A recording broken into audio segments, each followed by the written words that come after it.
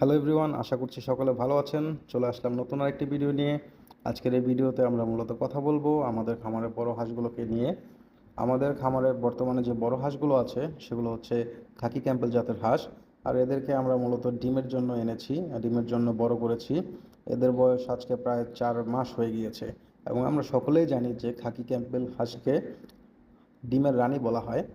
এবং আমাদের হাঁসগুলোর মধ্যে 90% হচ্ছে ফিমেল অ্যান্ড 10% হচ্ছে মেল। আমরা যখন এনেছিলাম তখন তারা বলেছিল 100% মেল হবে, কিন্তু কিছু পরিমাণ ফিমেল অ্যান্ড মেল হয়তো বা মিক্স হয়ে গিয়েছে। মেল কিছুটা মিক্স হবে, এটাই স্বাভাবিক, সব তো আর চেনা যায় না। আর আমরা বর্তমানে হাঁসগুলোকে খাওয়াচ্ছি হচ্ছে ধানের সাথে কিছু ওষুধ খাওয়াচ্ছি, যেমন হচ্ছে ক্যালসিয়াম, জিঙ্ক, এগুলো দিচ্ছি যাতে হাঁসের গঠনটা আরেকটু মজবুত এবং স্ট্রং হয়।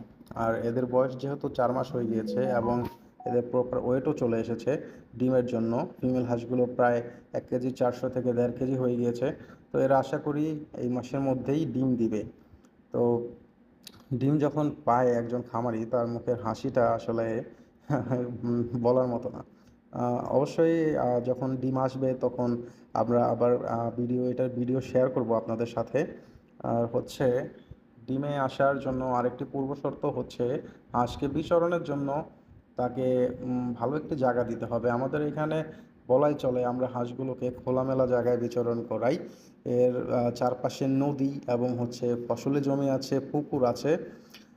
এদিকে হচ্ছে নদী, নদীতে যখন কচুরি থাকে তখন তারা হচ্ছে আমাদের এই পাশে আরেকটা পুকুর আছে, সেই পুকুরে নেমে তারা তাদের বিচরণ করে এবং হচ্ছে যখন কচুরি না থাকে নদীতে তখন তারা নদীতেও নেমে বিচরণ করে।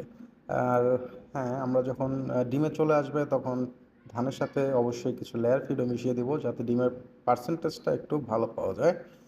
তো আজকে আর কথা বাড়াবো না, আজকের ভিডিও এই পর্যন্তই ছিল। ভিডিওটি ভালো লাগলে হ্যাঁ লাইক কমেন্ট করে দিবেন। ধন্যবাদ।